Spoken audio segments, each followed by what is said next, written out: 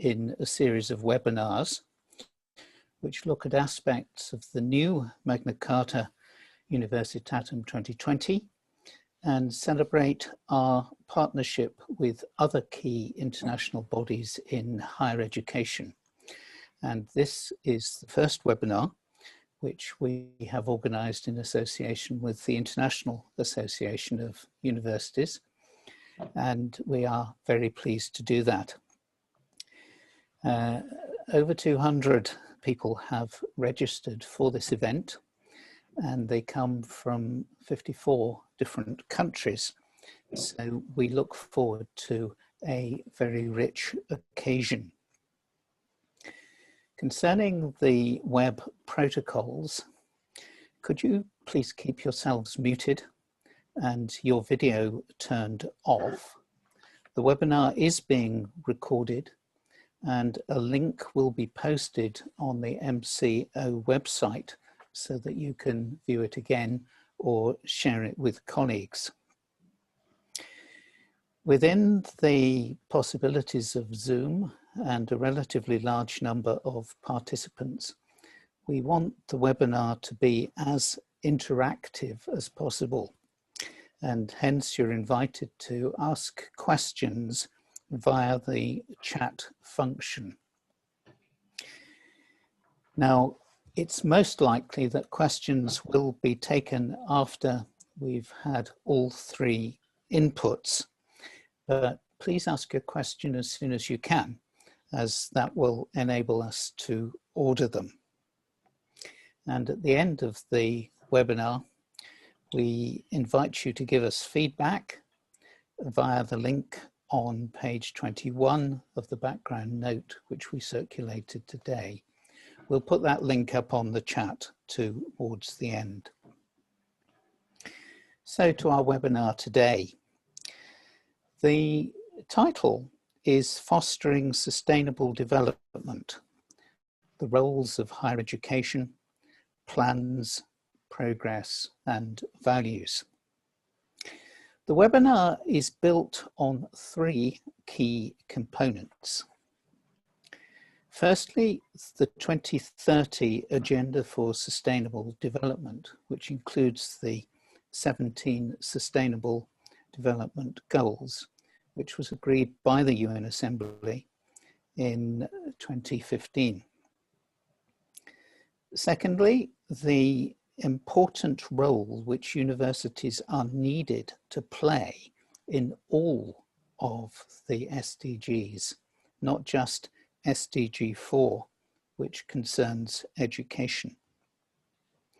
And thirdly, the importance which values have played in enabling universities to serve society well over many years. The prime statement which sets these out was the MCU, drafted in 1988, which has been replaced by a newer version this year, MCU 2020. This takes away nothing from the original, but recognizes the more global responsibilities which universities have. In particular, an addition to the 2020 version is to strengthen the role of universities in the preservation of the planet and promoting health, prosperity, and enlightenment around the world. Our three speakers reflect these three components.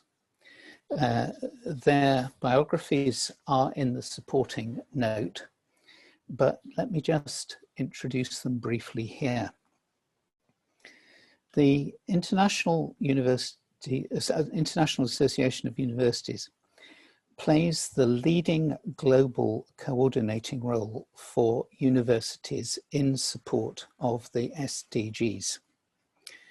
Dr. Hillich van Land is General Secretary of IAU and will speak about the role of IAU and universities in building more sustainable societies.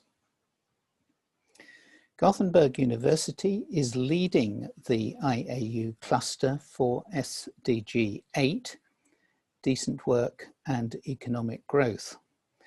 And Professor Eva Wiberg, the rector of Gothenburg University, will give an insight into leadership decisions relating to strategic engagement with sustainability and the SDGs, and will highlight aspects of the university's work.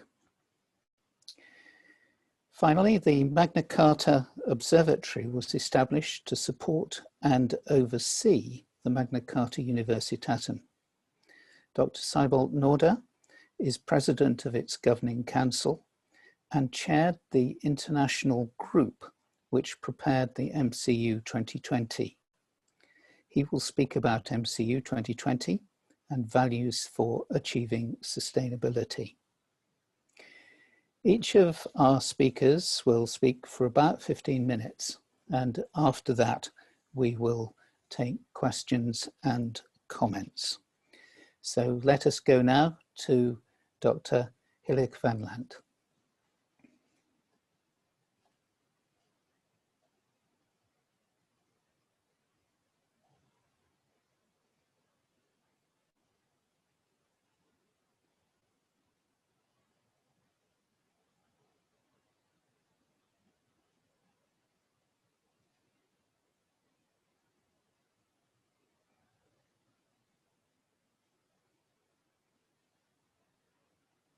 I am coming in. I am just pulling up my presentation. So thank you very much for the nice introduction, but let me please just get my presentation to you in a second.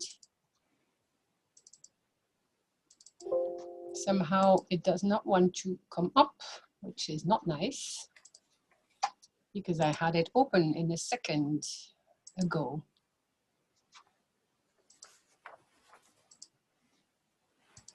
So,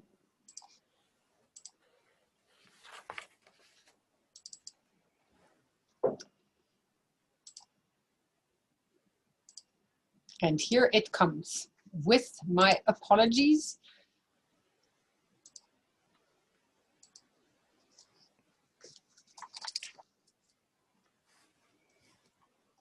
I hope you can see my screen. We can. And so thank you very much for your patience for this little technical glitch. We move from one platform to the next, and there is always something that happens when we are lost in the platform translation. So I'm very, very pleased to be here today, especially also for the IAU to be a partner with the Magna Carta Observatory to host or to offer this webinar today. And very pleased to be one of the three speakers together with Eva Wiberg, Göteborg University in Sweden, and Seibold Norda out of the Netherlands, but for the Magna Carta Observatory.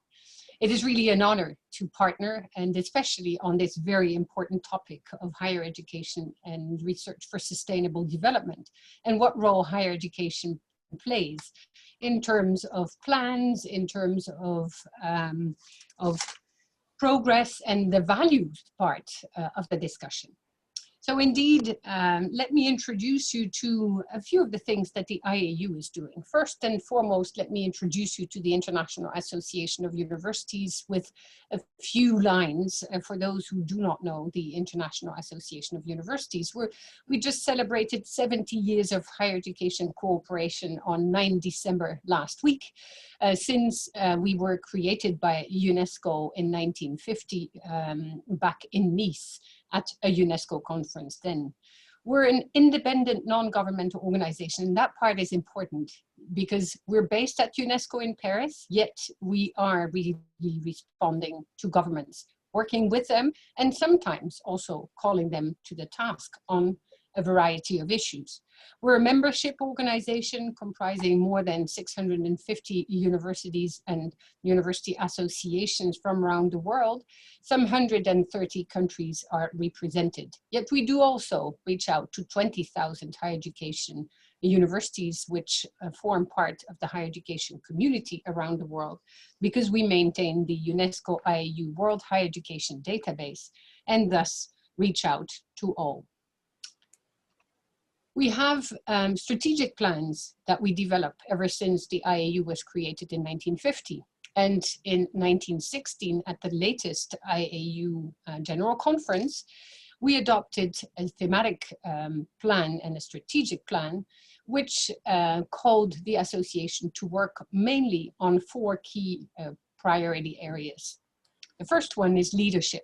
And there we are actually very much aligned with the Magna Carta Observatory because we promote value-based leadership in higher education.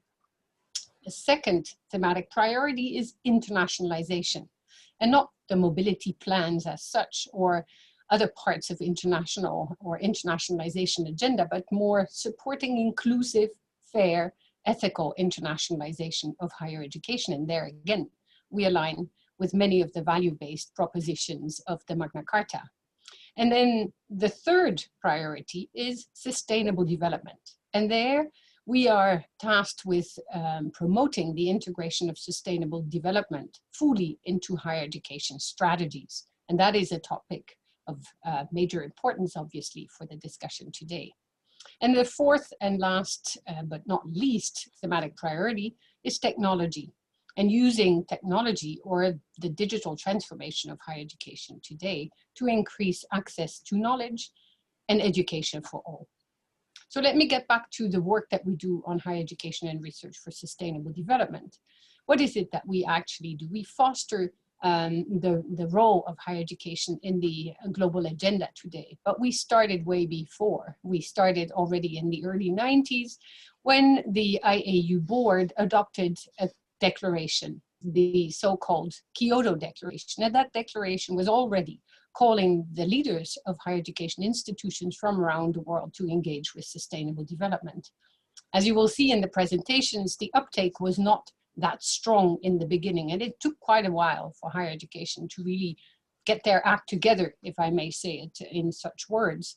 But the universities have really looked at how to align or get involved with sustainable development. For many years, it was much more on the environmental dynamics of the sustainable development agenda.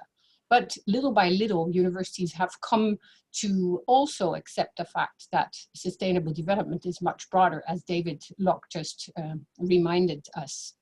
And there in 2014, we reconfirmed the commitment of the IAU to the Sustainable Development Agenda and issued the Iquitos statement, which was actually to look at the inclusion of all the different knowledge systems around the world in the debates and development of a sustainable future. And that was used for the UNESCO World Conference on Education for Sustainable Development and led to future plans that today translate in what you see below. So we developed an ABC strategy, A for advocacy and analysis. So we advocate around the world, participate in roundtables, develop podcasts or conferences, webinars and sessions, publish books, all of that to continue to advocate for the strong role of higher education for sustainable development. We analyze as well, and there you see that we've developed global surveys around the world on the state of HESD, and the reports that we produce are available for free to all on the IAU platforms, and they're taken up by the leadership of higher education institutions around the world to see what it is that universities can do to engage with the Sustainable Development Goals, in particular now since 2015. The B stands for building synergies and networking. And that's what we're very pleased to do today with the MCO, to build this network. And that's also where we are very pleased to work with Göteborg University, because we network universities around the world, around the different SDGs, but certainly around the value proposition of the Sustainable Development Agenda. And then we communicate. That's the C in the ABC strategy, and we convene. So there are many resources, publications that are made available online. We developed a specialized portal to also identify actions, news events that are being developed by universities in order to network them and make them resonate. So what did we do more recently? In 2018, we launched the IAU Global Cluster on Higher Education and Research for Sustainable Development. And the idea came from the fact that people did not sit at the table when the SDGs were developed, yet they were all intrigued by it. What do we do and how do we do things? Eva Wiberg will give very specific examples, but in a broader sense, what we wanted to actually offer the higher education community around the world was a set of examples, or a new way to also engage with the goals in a very proactive way. So we invited universities from around the world to become the leaders on any of the SDGs from 1 to 16, keeping 17 to IAU, in order for, in that space, to develop new partnerships for the goals. So the 16 universities that came forward to become the lead institutions on one of the SDGs obviously don't work on only one. All the SDGs are linked. But it was very powerful to see these universities around the world to pick up one and really develop a plan around how to engage with the different SDGs.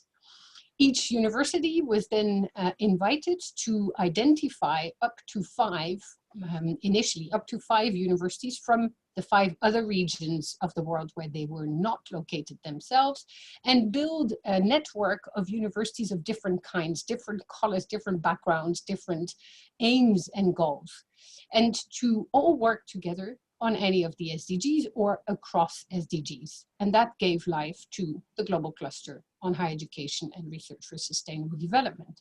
The main goal is to foster sustainable development principles and perspectives, and to share initiatives and really advance on the agenda itself.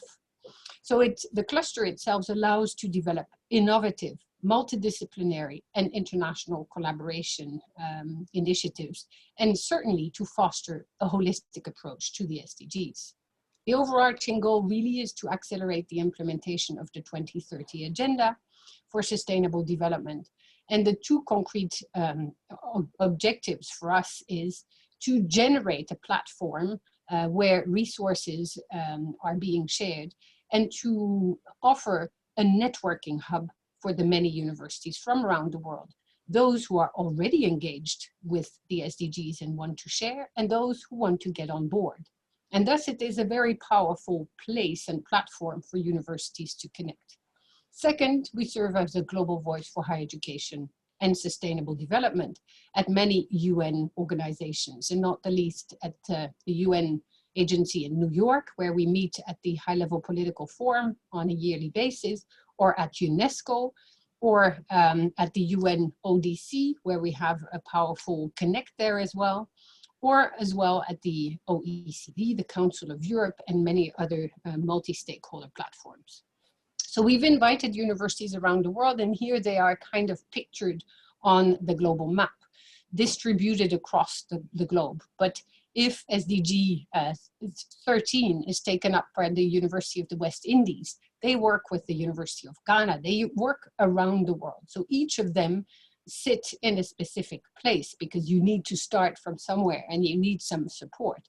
But in the end, the connection is really a global one. And here you see how it operates. So for SDG 1, no poverty, it's the University of Ghana taking the lead, working with universities in Japan, Canada, Brazil. If you take 8, the University of Gothenburg, I will say no more, because Eva will be able to explain.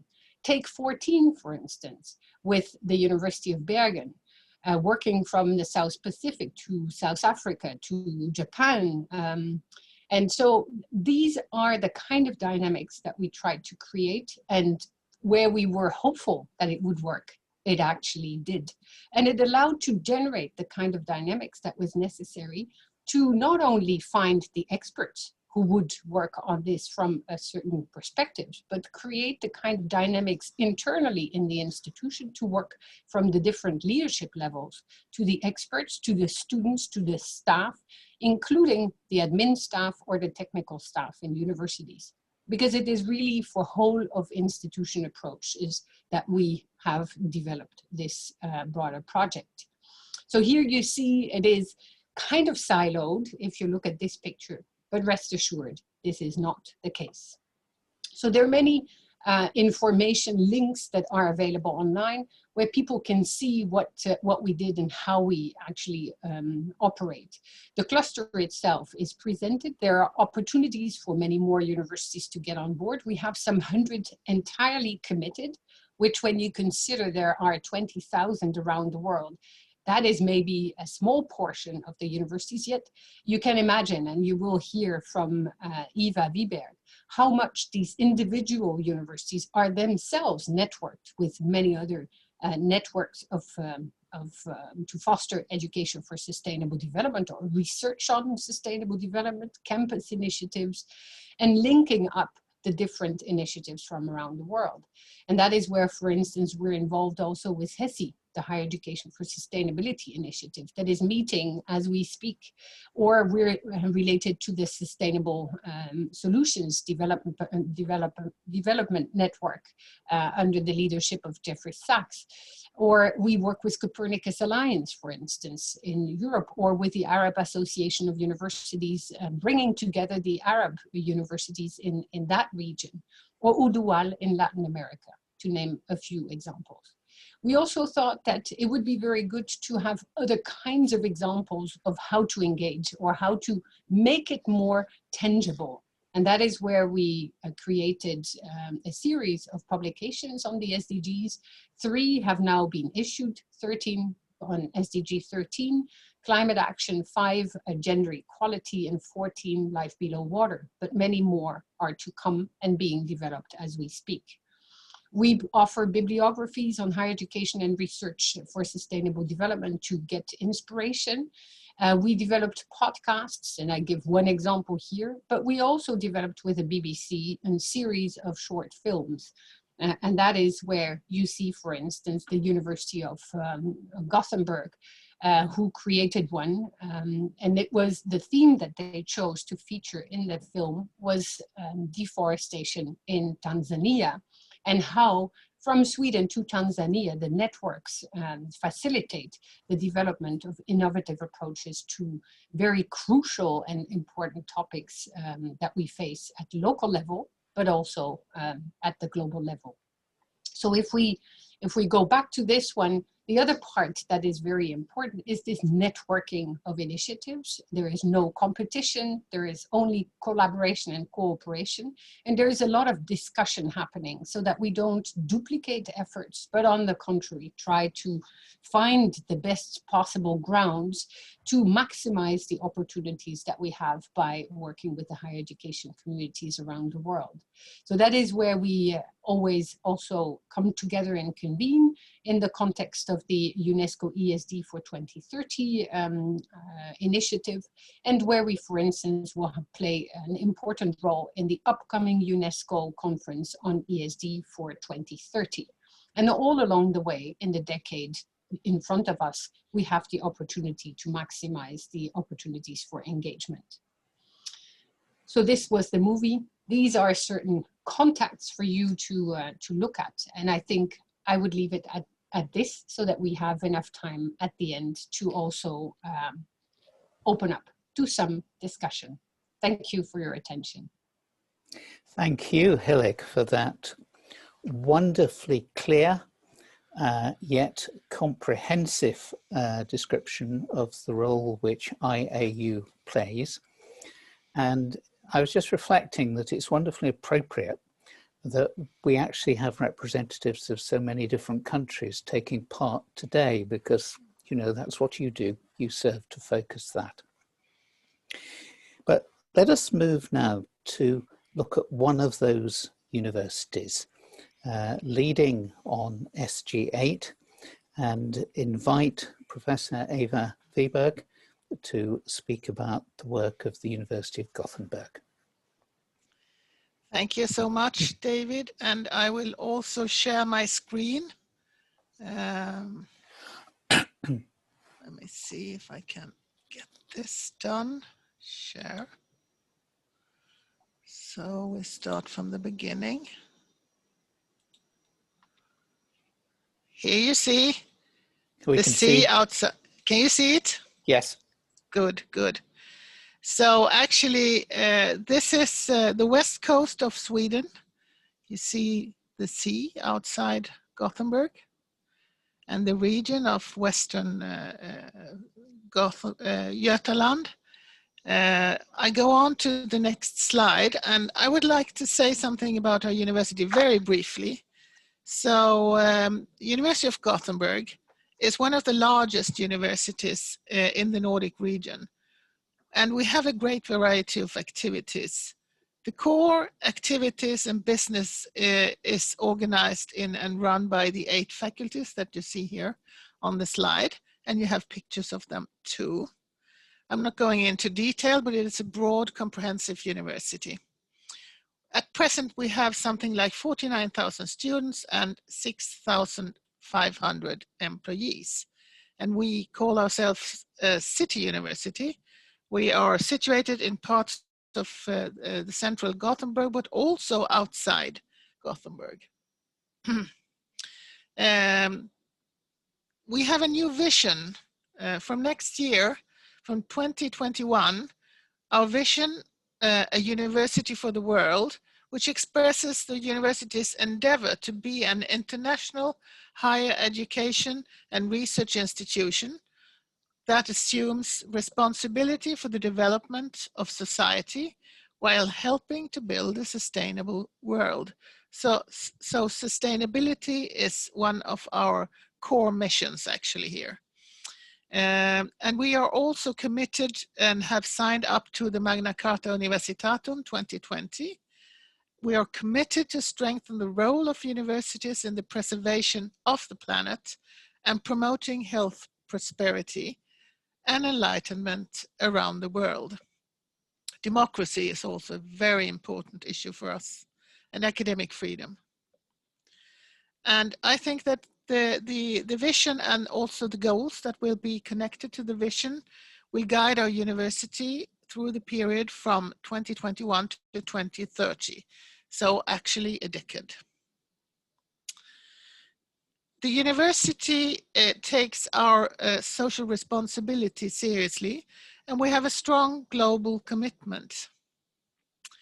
We strive, as I said, democracy is very important. We strive to educate democratic community citizens with respect for fundamental values such as human rights and academic freedom, both when it comes to research and education. And we've actually had more than 10,000 publications with researchers from other countries that reflect the multitude on ongoing international research collaboration during the last 5 years. This year, we also launched a new initiative called Global Sustainable Futures, GSF. And this is in partnership with our sister university in the same town, Chalmers University of Technology. We actually have integrated departments between our 2 universities. Global Sustainable Futures is a platform that facilitates the advancement of science-based knowledge towards achieving the 2030 agenda through collaborations with partners in low and middle income countries and focuses in particular on the global south. Then, of course, we have what we're talking about today, the IAU HESD SDG 8 initiative. That is a cluster that we will talk more about now. When it comes to sustainability and sustainable development, we would like, before I go into the SDG 8, I would like to say something about how we work with sustainable development and have been doing this since a long time. And my predecessor, Professor Pam Fredman, she has been working quite a lot on this, and I'm very proud to be her, to succeed her as rector, actually. So the sustainable and knowledge-based societal development, that is one of the 3 overarching commitments that we have in our vision, as I said. And we are determined to actually step up our contribution towards the sustainable development goals, which are articulated in the 2030 agenda. But this has been anchored since long in our university's tradition to encourage our staff and students to work with sustainability. So actually in 2004, we were the first university in the world to become environmentally certified under both ISO 14001 and EMAS.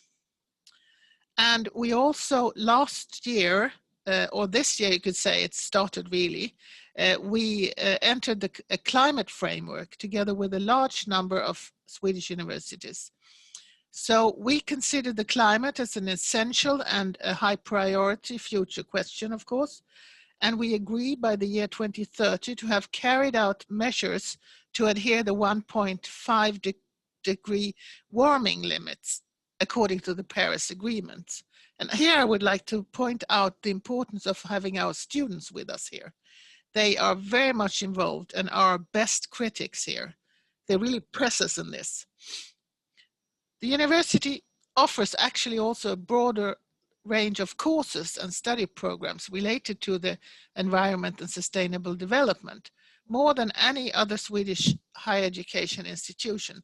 So we have sustainability labeled courses. That is something which we are very proud of. We can always become better, I know that, but still we are really engaged into this. And then there are, of course, many international research areas which relate to sustainability. So now we come to the SDG 8, inclusive green economy. And of course, at the core of this is the great challenge of how to achieve economic growth without compromising the environment and ensure respect for human rights in general and labor rights in particular. So we must make sure that the economic progress creates decent and fulfilling jobs for everyone while not harming the environment. And of course, one of the big forces that we have for the whole planet is to reflect the UN principle, leaving no one behind. And this is summarized in the world's inclusive green economy. Well, as we know, this year's Sustainable Development Report shows that COVID-19 is likely to have short-term severe negative impacts on most SDGs, and in particular on SDG 1, no poverty, and 2, no hunger, 3, health and well-being, and SDG 8. And the implications of COVID-19 pandemic have placed additional pressure on economics and people. And in addition to the ongoing health crisis, the pandemic is likely to cause lasting damage to fundamental determinants of long-term growth perspectives and erode living standards for years to come. So this is really, really serious. And challenges such as inequality and weak social safety nets have heightened the impact on vulnerable populations.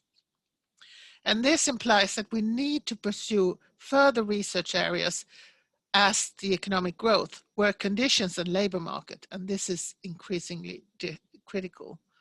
And let us not forget that this is the decade of action.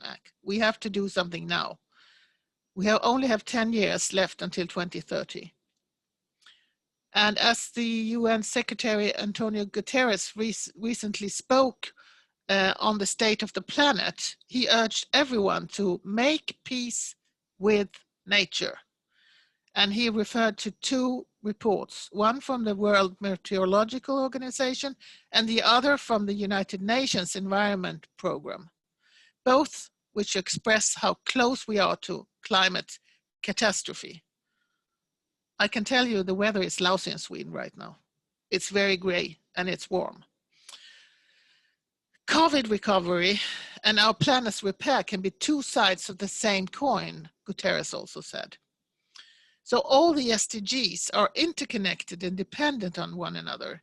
Nevertheless, the complexity of the challenges within each and every single SDG demands focus.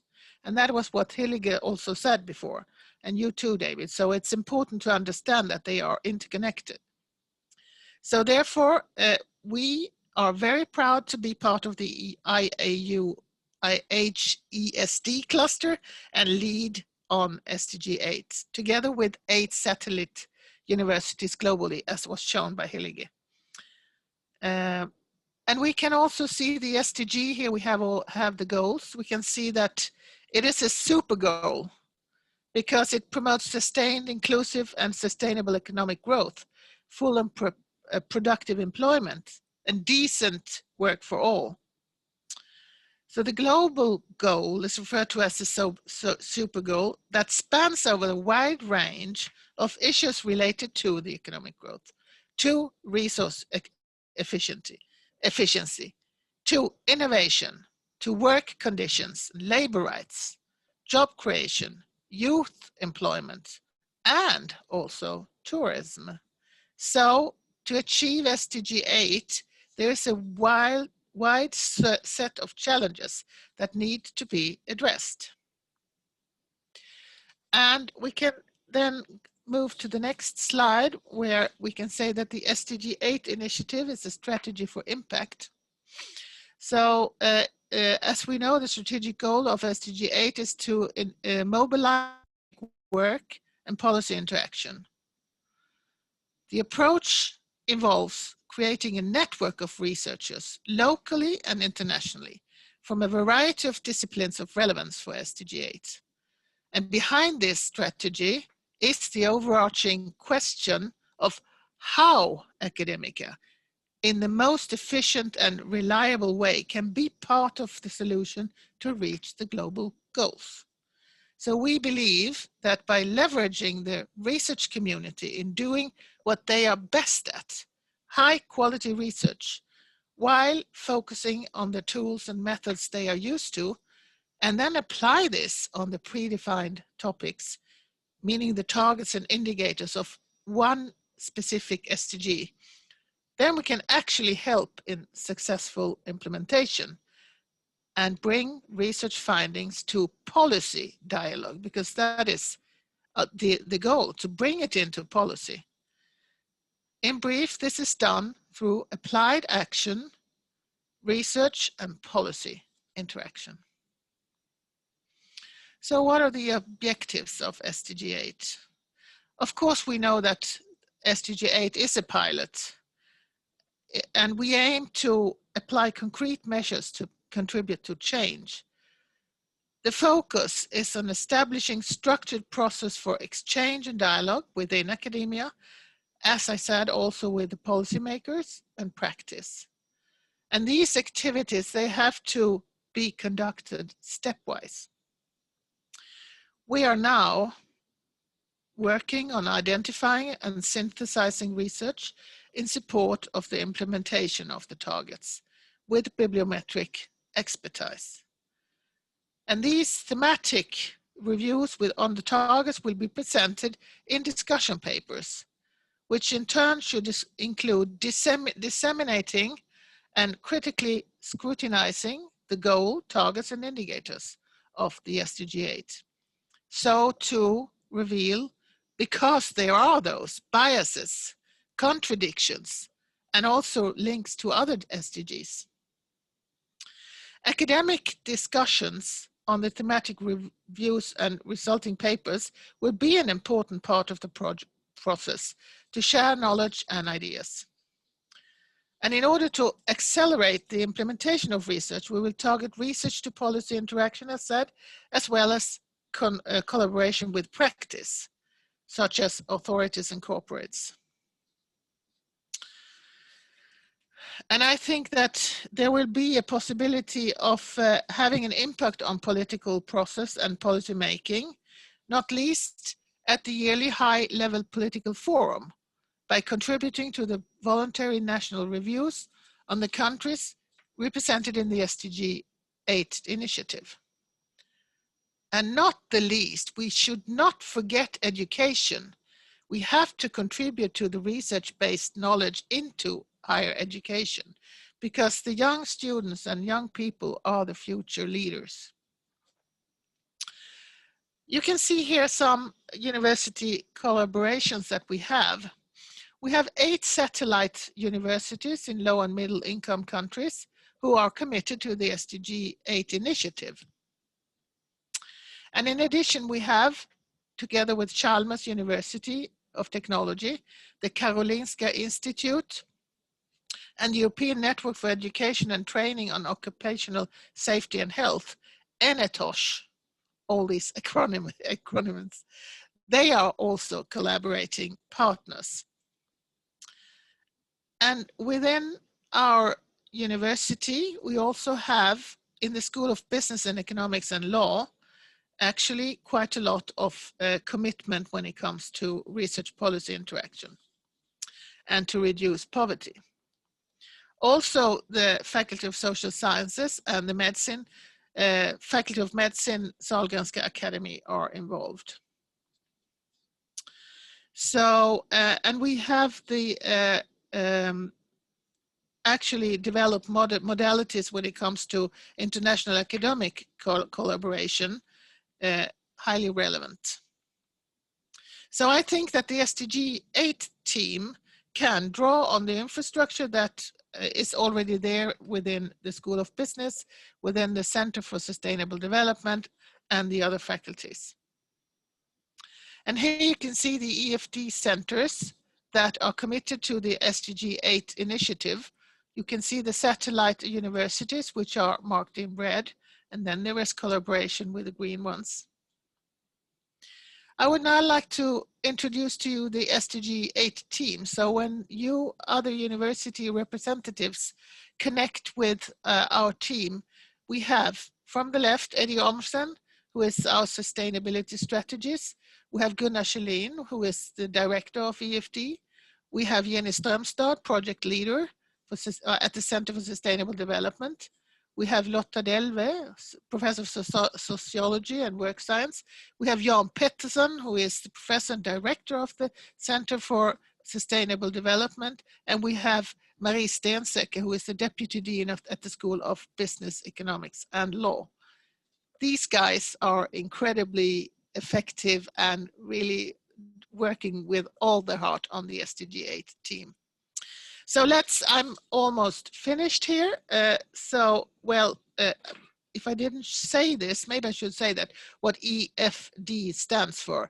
It is Environment for Development, which is this, where Gunnar Kjellin actually is the director. Sorry for not saying that.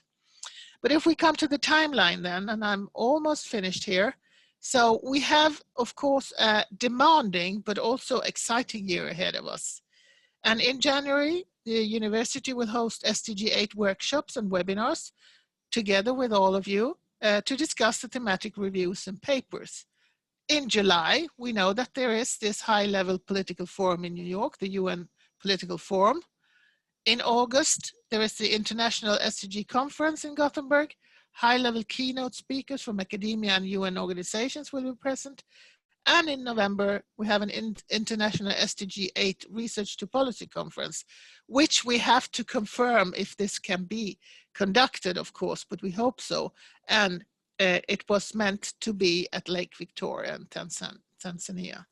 So anyone who is interested in participating in one way or other, we encourage you to get in touch, and you have the website and the slides that I've shown. They are, of course, available to you all. So thank you very much, and back to you, David. Thank you very much indeed, Eva.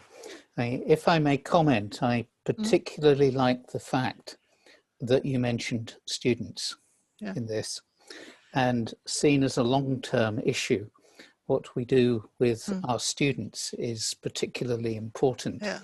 And at the observatory, we've had a very good experience with the organization Students for Sustainability, which, although it's multinational, I think originated in Sweden. Yeah. And Thank also, you. Like Hillig, I very much like the way that you took a situation which was enormously complex and brought great order to it in the way that you presented it to us. So thank you very much indeed. Thank you. Thank you. Now there's a whole lexicon about how complex universities are and how complex they are to lead. And of course, one of the things which has enabled them to be led over the years is their adherence to certain values, and to link those values with our subject today. I'm pleased to welcome Dr. Seibold Noorder, president of the Magna Carta Observatory.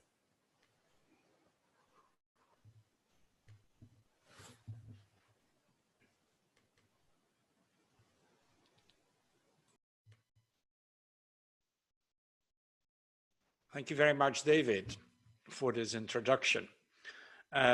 Yes, I will indeed speak against the background of the Magna Carta Observatory.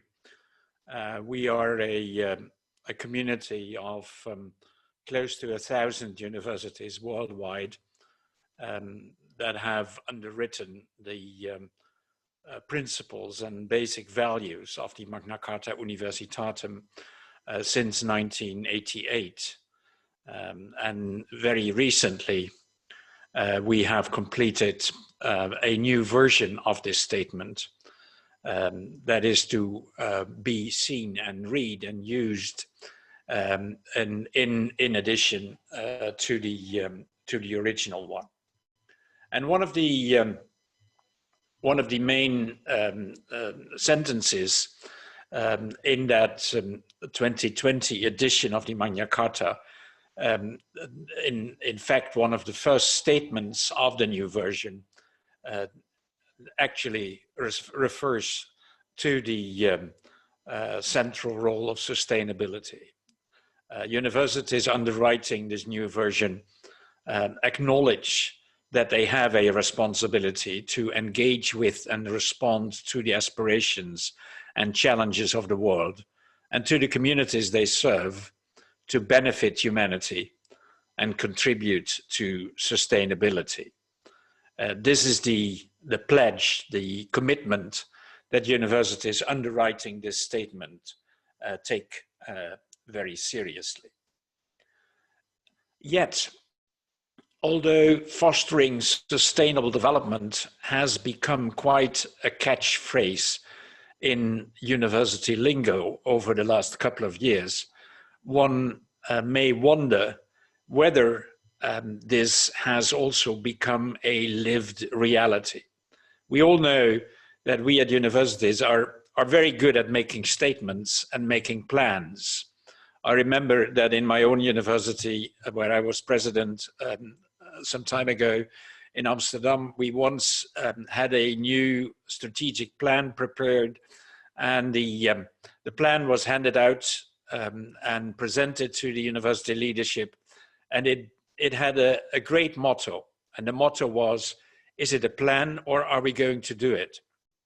And this motto made us realize how often we have beautiful lingo, great language, great plans, but reality often stays behind. This is in a way a classic words, deeds match or clash issue, as we are all too familiar with. And what I would like to talk about is how universities, many more than are involved and engaged already today, might solve this puzzle. We have to realize that universities find themselves these days at crossroads with busy traffic. There is a multitude and a great complexity of meaningful options for each university, wherever you are. So there is a real urgent need to focus. At the same time, in each university, like in any great organization and institution, there is a strong dilemma between the comfort of the present, the things we are used to, the things we are familiar with, the positions we have, the programs we have, the curricula we have, and on the other hand, the sense of urgency of the future. We must adopt new curricula. We must adapt to change. We must move ahead.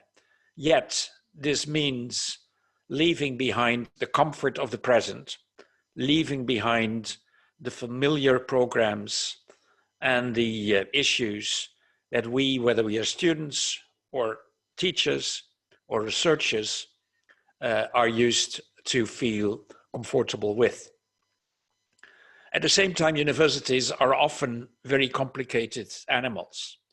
And in a multi-layered institution, it is not easy to realize change. If you want a real engagement like to sustainable development to be not just a matter of paper and glossy pictures, but make it a reality in the classroom and make it a reality in the research institutes, you have to realize change in a complex situation. And institutional rethinking to that end and remodeling really requires more than just rephrasing strategies. And if you want to make that effective, if you want to really bring about change in your institution and not just in a small corner of it, you have to operate in an inclusive and diverse manner. You have to be able to reach and get the commitment of many participants, of many stakeholders. You have to involve many themes and many work processes. It is not a simple thing. Sustainable development involves not just environmental challenges. It is lots of societal challenges, educational challenges, legal challenges, health issues, and so on and so on. Almost all topics of the universities have a role in sustainable development.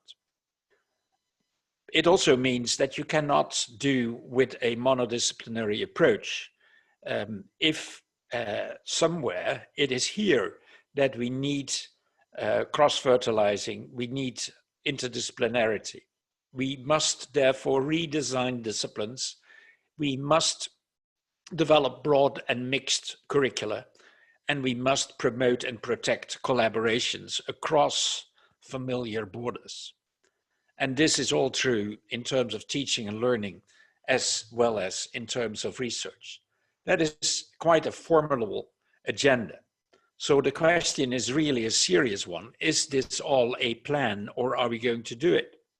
If we need new policies, if we need the agency realized and felt, experienced at many places in the university, students feeling ownership, teachers feeling ownership, researchers feeling themselves in control.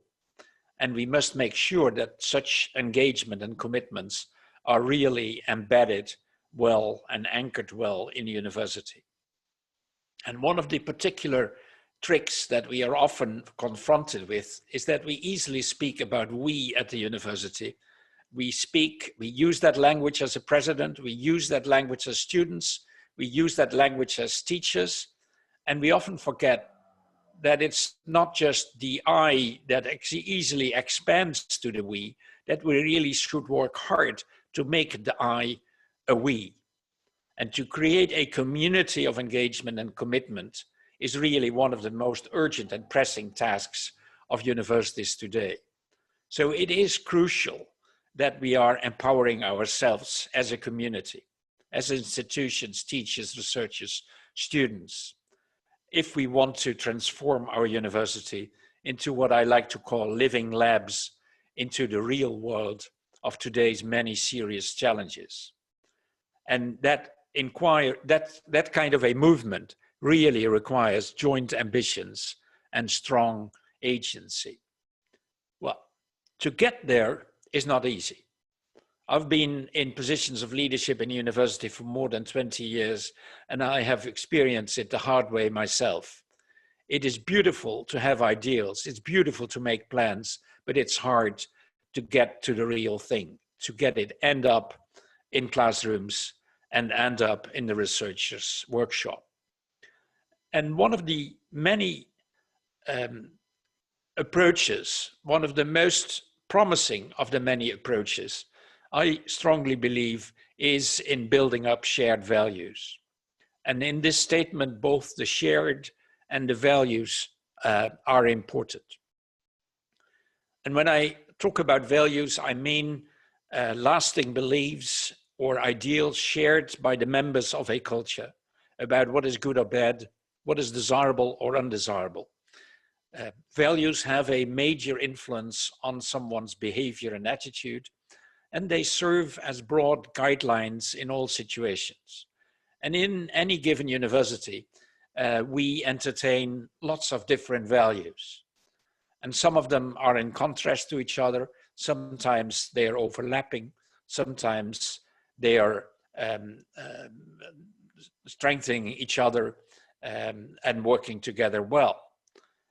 But going to look at values, working with values like enabling values, autonomy, academic freedom, operational values like integrity and fairness, and social values like social responsibility and equity is really essential if you look into the drivers of change, engagement, and commitment at a university.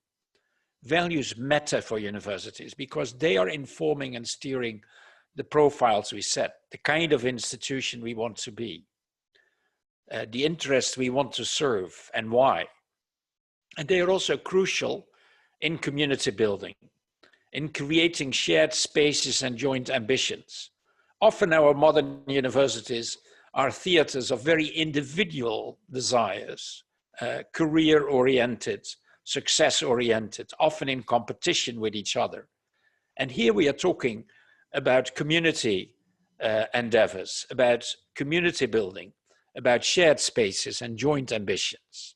So identifying, discussing and sharing core values is of crucial importance to any university. And it's noticeably so in times of political turbulence, where people are often in opposition to each other. In times of competing claims, there's so many things a university can do.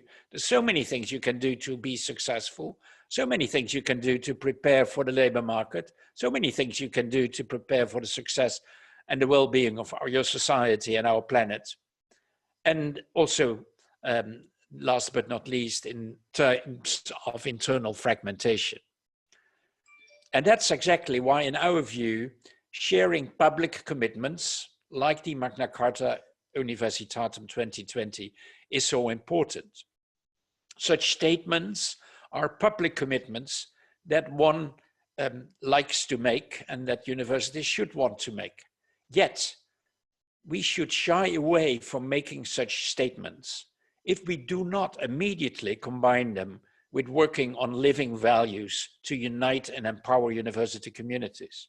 They become a facade, the outside of a university, the beautified, glossy side of our work, if we do not combine it with values that we live by, that we realize, and that are carrying our engagement. So my plea is to not just talk about a commitment to sustainable development goals, but make it a reality and go that route by starting to discuss the values that are driving such an engagement. And the closing sentence of the new Magna Carta Universitatem, which you can read here, where universities declare their commitment to the original declaration and to upholding and advancing the principles, values, and responsibilities of this new statement. They do that to strengthen the role of universities in the preservation of the planet and promoting health, prosperity, and enlightenment around the world. That is another way of formulating the Sustainable Development Goals of the United Nations that we talk about today. Fostering those sustainability goals requires being driven by community values, by social responsibility, commitment carried by all of the university community. And I invite you to work hard towards that goal. Thank you very much. Thank you very much indeed, Seibold, for this. We have a number of questions coming in, and I want to link to Stephanie Dostja has raised a question about whether this network is dialoguing about institutional change and inclusion. And the question that I want to link it with goes back to Ava's inclusion of students and the role of students. And I wonder what our three speakers think about what more might be done to involve students and to make this agenda more inclusive within our universities and our networks. Ava, would you be willing to start? Yeah, I can say something. I think it's extremely important that when we work with the SDGs and in any way, but not only the SDGs, when we discuss what kind of university we are, and I link also to what Schibold Noorda says, I think it's extremely important that in those groups we have students, and we have students from a variety of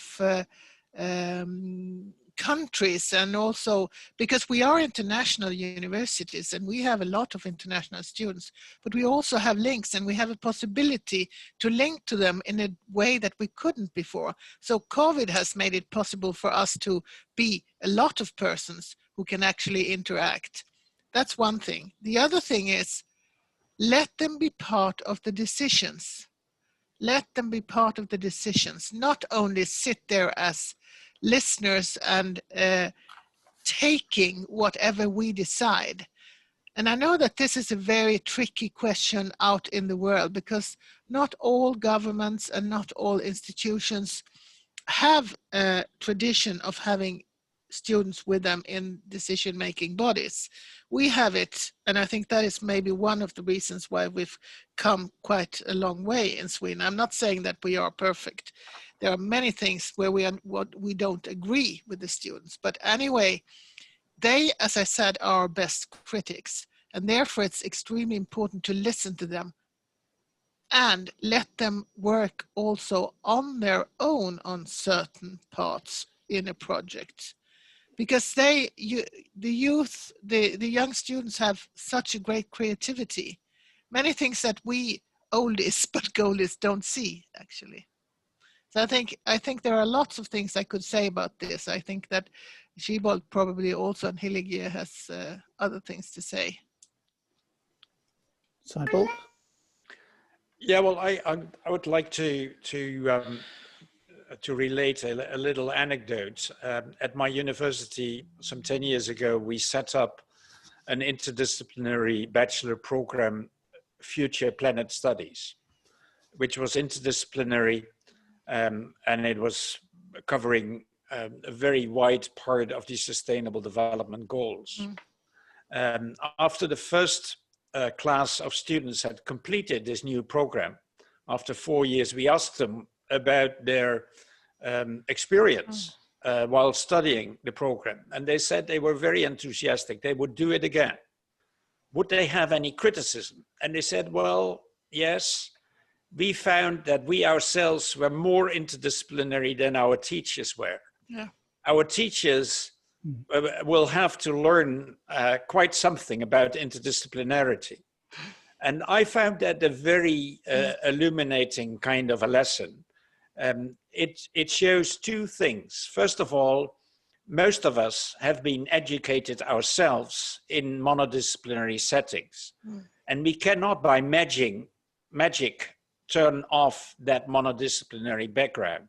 We have to unlearn to become interdisciplinary thinkers and teachers.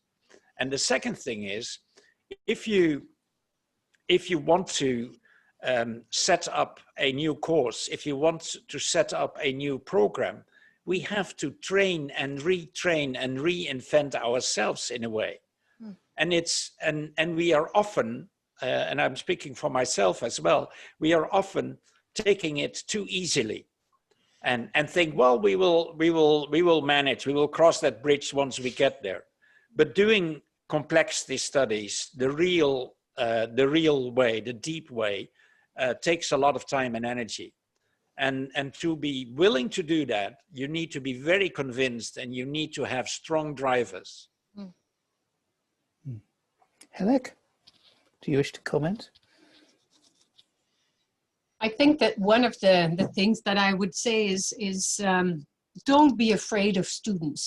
Yeah. In many parts of the world, there is a kind of distancing from students because they may derail the governance structure, they may derail the way in which things are being done. They may question too much, and thus don't be afraid of students is one of the catchphrases that I would love to see move around the world. We work a lot with student communities in Africa, in Latin America, in the Arab world. In Europe, there is a very powerful group called SOS, Sustainability Offices with Students, that works across the globe to actually develop the kind of student offices for sustainable development. And they have been spearheaded now in many parts with great success. They are given spaces in universities, they are engaging with the leadership, and the examples you gave, Eva, were very strong indeed on how to include the student voice at all the levels within even the governance structures. And the contributions they make are absolutely innovative. And you said it, Seibold, as well. It's true that they are the ones questioning. They are the ones who are probably more interdisciplinary than most are. They are the ones who question and ask for different solutions. And thus working with them is an incredibly powerful tool to reach the goals in a better time frame than without them. So yes, to involving the students, but yes, also to involving all the other stakeholders. We should not forget about even the admin staff, or about the technical support staff, about the opportunities for all to retrain, acquire new skills and opportunities for getting a better understanding of what is at stake and how they can contribute. Because sometimes there is a wish and a will, but there is no way for them to get involved properly. And thus, that requires what you called earlier, Ivan, this structured approach and these dialogues, this need to sit the different stakeholders at the table, to take the time to really discuss how people see things and little by little turn things around. And you're right, Seibold, it's never fast enough. Yet there are very good signs and reassuring signs that much is transforming, even though much more needs to be done. So we applaud the new Magna Carta text and the call for reconciling the values-based higher education and to really bring the many people to the table and work together. So yes to the students, but not only the students, all the others as well. Well, as an observatory, we've had nothing but good experience from working with students, whether they've been on our council, whether they've been running bits of our conferences and so on. And by way a bit of a trailer, I am in discussion with the European Students' Union about collaborating with them for one of these events in the future. So if you would like to put in the chat or email us about issues that you think we should focus on in that, I would certainly welcome that very much. Now, there are a number of questions coming in about research and the role of researchers. And there's one here which I think captures it quite well and will require us to sort of turn the lens from universities to students. The question goes, how is it possible for independent researchers, PhD students, for example, to participate more actively with you in such processes? Now, I know we've addressed this partly from the point of view of the university, but what would we say to those independent researchers about getting involved? Eva, would you like to start? I was thinking about the whole new idea that came from Macron about European university initiatives, trying to make research and education get together, and where actually in a very seamless way, students and researchers from different countries, not only in Europe, but also outside Europe, can have the opportunity of learning more from each other. This is, of course, a test, a pilot that is done by the Commission, but we have a network called, an alliance called Utopia. And here, I think it's extremely important that we also have the inclusiveness of researchers who are actually not part of our academia, but can be in different other places and in different countries. So I think open up to the world is something that we will, it's a challenge, and it's also not only demanding, it's scary, because if you are an independent researcher, how can you work within an institution that has all the structures already fixed? We're not really prepared for that now, but we have to open up.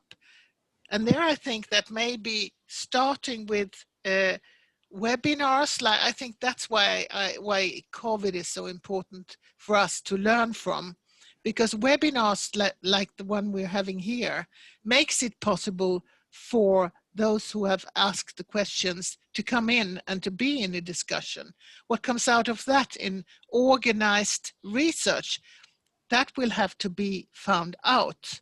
Not everything can be institutionalized, but I think that the openness that Siebold also has been talking about, the democracy of bringing in different opinions, that is the only way to come into a more interdisciplinary and forward-looking research area.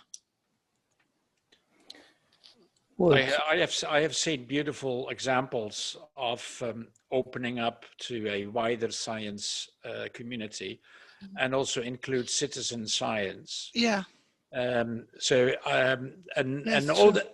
all these examples show that if we talk about sustainable development in a university, we should not have an attitude we are talking about problems out there. We are talking about business, we are talking about society, we're talking about politicians, about banking institutions and so on. No, we are talking about ourselves.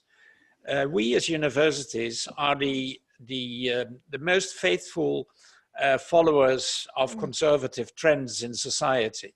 We are no better and no different. So we need to revolutionize ourselves to be able to respond to these challenges. And what I find, I've been reviewing programs and plans at various universities, met with lots of enthusiasm, but in most cases, we at universities think this is just an add-on. This is some nice extra topic that we do. We do lots of things in university. 1,000 different flowers are blossoming, and yes, sustainability is one of them. No, this is such a deep kind of revolutionizing approach to many traditional topics at the university that we have to be ready to change our ways, opening up research, and do away with lots of the existing programs and replace them by new ones and reinvent them. And that is not easy. That is painful, because we have been investing lots of time and energy in the old programs, and yet it's absolutely essential. Thank you very much. Hilek, do you want to come in? I think there are two other ways. There are all these forums or les foires de la recherche, these research hubs where also the independent researchers can come in, and there are calls for participation in publications. That is what the IAU, for instance, tries to do, is to bring all these calls a little closer to the people by having them all together in one space, offering for many more people to get involved in projects that they would have never heard from or heard about. That is one way. Of course, that's a limited one because that's publication again. So maybe that's more the traditional way of getting involved. But there are also many other initiatives that are much more inventive, innovative.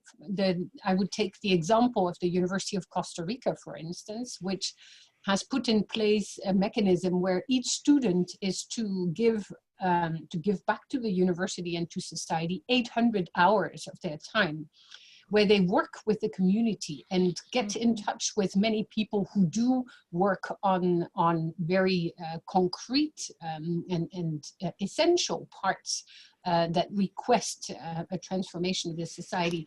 And thus it establishes a new kind of dialogue between the university and the society and brings the independent researchers in the broad variety of what we understand behind or with the word researcher together.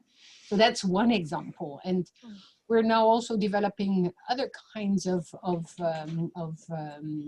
research projects around the local mission of the university, where it will allow to look into what mechanisms universities are putting in place to reach out to the researchers out there, those who are not the classical ones, and how to get them involved.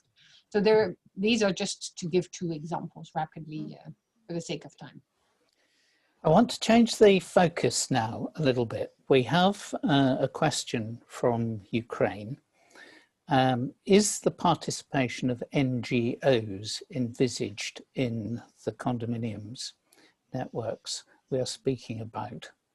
And which form of cooperation could this take? And I'm just wondering if I can broaden the question just a little bit to say that universities obviously engage with a number of different agencies from society, enabling their research and their contribution to the SDGs to be taken forward.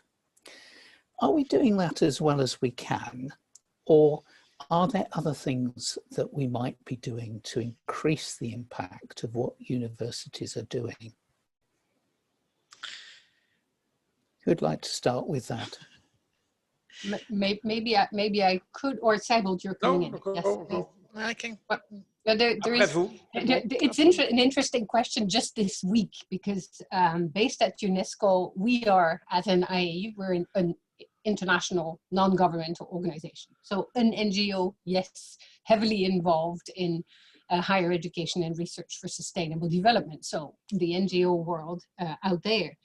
And as a matter of fact, this week, UNESCO, the NGO community to UNESCO, hundreds of NGOs are gathering online, because obviously due to COVID, we are not gathering in Paris, but online, hundreds of NGOs will come together for a conference. The international UNESCO NGO community is coming together, and sustainable development will be high on the agenda. So the involvement of the many different mandates of NGOs from around the world are called to the task to also get involved with sustainable development.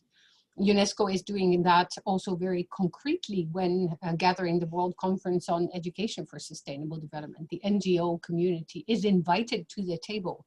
They come to the conference, they share what they do, they connect their practices. So I would say, yes, there is space for the NGO world. Seibold? Well, I would like to point to the fact that in many countries there are national platforms on SDGs. And those platforms are not just university platforms. As a matter of fact, in many cases, it's not non-university institutions that take the initiative. So universities can also go there and learn, but these platforms are beautiful models to show that you can bring about change, the kind of change that sustainable development requires, only by grassroots involvement, not just inside the university, but also in our societies. So it is also a lesson to be inclusive in the way we deal with our partners in society. And this is not just true in the international field, but also nationally. Eva, do you wish to Yeah, add? no, you've said so many very good and thoughtful things, both Hilke and Schibold. So I think it's a really it's a difficult question to encompass the whole world, because we have different ways, different institutions in the different countries. And I think that what is most important is that we let our researchers be as free as they can. So the academic freedom, which I would like to come back to. The researchers, they seek other researchers. They seek also contacts with NGOs. And if we just steer this from top down, we will get some out of it, but it has to be a bottom-up perspective. Only in that way we can actually reach out to interesting participants, in whether it is NGOs, whether it is I don't know, companies or whatever, other institutions, but it's human beings we're speaking about. There has to be some kind of matchmaking, that people find it, that there is an added value to bringing in other persons into the research or the education community where you are, within which you are living and working. Because it's opening up a door and you don't know what comes in through that door. But it's not only opening up a door, it's also a question of getting out of that door, getting out of this ivory tower and this tradition that Schibold was mentioning before. So it might be scary, but I think it's the only way if we're going to tackle the big issues, and we're going to find a green economy. If we're going to find, if we take now the SDG 8, if we're going to find a solution where people can actually have a meaningful work environment, then we have to look outside our academia also. And the outside academia must also look into and come with solutions or discussions with us to find the solutions. So it's scary. It's scary. You have to be brave. Well, maybe you'll have to be brave to address this last question, which is put in almost a confrontational way, but which I think gives you three an opportunity to also make a brief closing statement. The question is how to run towards global sustainability when, as universities, we are not sustainable ourselves. So the question is, what should we do to help the non-sustainable universities to set out the way of auto-sustainability? And perhaps we should broaden the question to say that, you know, what should we do to help all universities to become more sustainable? Who would like to start on that? You have to start with yourself. You have to start being sustainable on your own. I have to be that. I have to be careful about how I use the car, how I actually include persons, and how I actually take advices and listen to other persons, because it's not only a climate question, it's all the 17 goals, it's all the SDGs. So if you don't start with yourself and looking and actually cleaning up at home, then it's not so easy to go out and say that we are so good and we do the best of all sustainability activities. And we have to teach you, because it's also a question of learning from others. Even if we are in a country where the sustainability maybe has not been raised to the awareness of a wider society, but still we have to learn quite a lot from each other here, I think. Thank you. Hilke? Yeah. I think I wanted to react in the same vein. I wanted to say all the people who come and work at universities or come through university for either a bachelor's, a master's, a doctorate, they're all citizens. So there, that evident connect between the university and society. They are those who are to behave according to what they have been learning. They've been taught, or they need to challenge the teaching and the learning that they've acquired in the university. There's another beautiful example that I may wish to give. It's the chair of the IAU Working Group on Education for Sustainable Development, Pornchai Mongkongvanit, who is the rector of Siam University in Thailand, in Bangkok.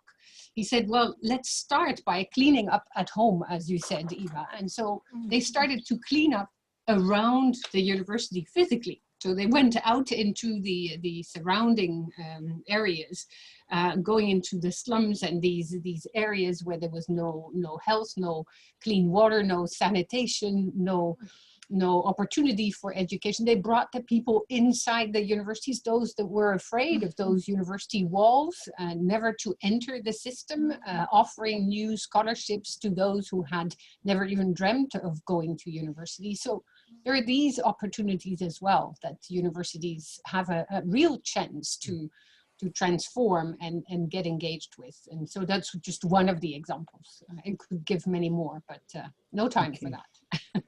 And the last word to Seibold.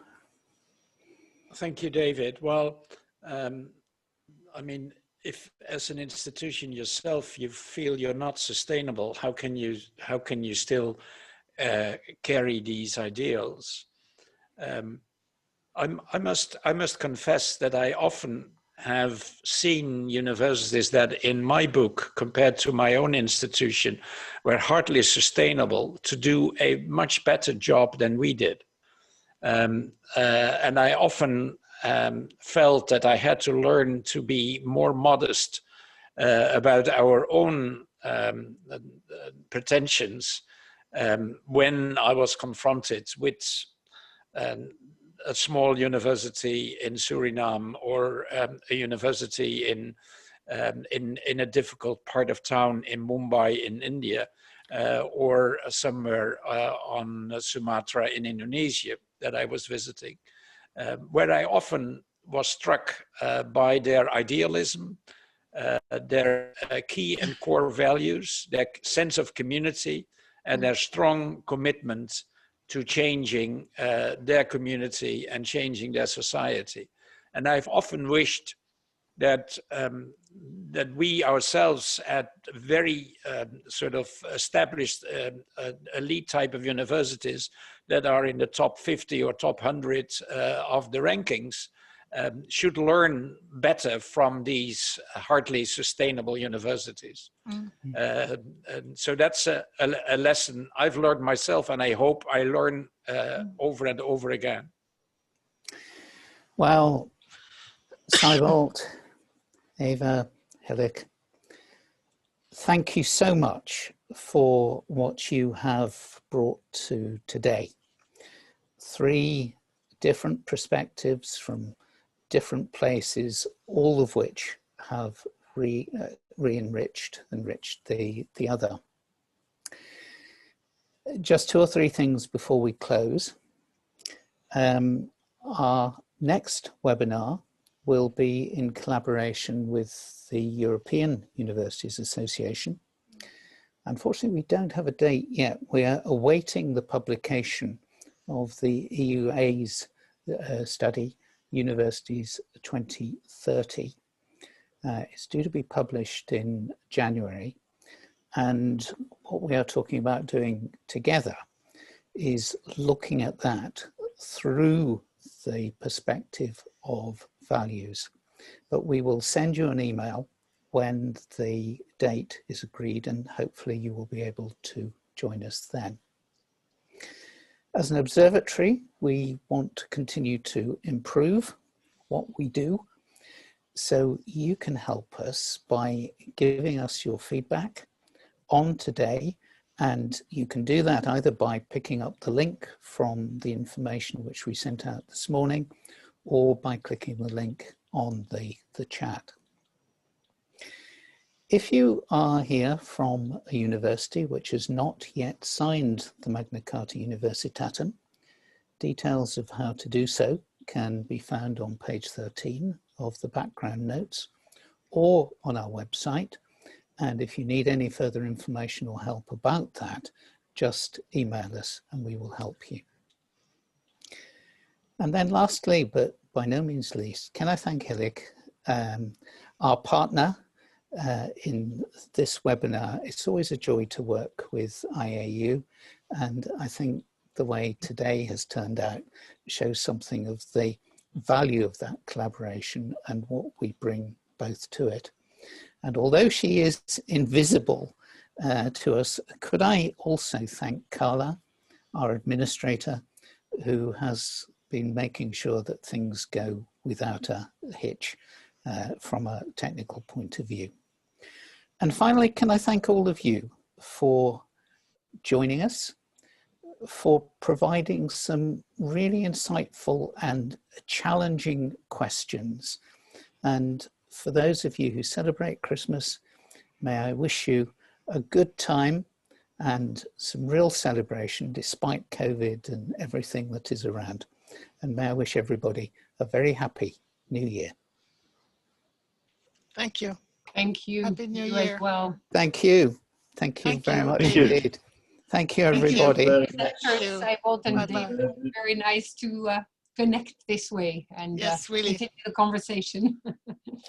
Well, I'd urge you all just to have a look at the chat if you have not done so, because I think one of the things that challenges all in these COVID times is how do we maintain a sense of community, which our organizations want to, when we're not physically able to meet and have that drink together or the meal together or the coffee, but just looking through the chat at the moment, that sense of community is still very much there and yes, very much appreciated. So I'm very grateful to everybody who has written something on that.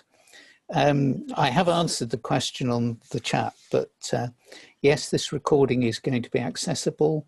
You can get a link from the MCO website, and Hilik, you may want to have the link on your website as well. Yes. And what I would also say is keep the dialogue going.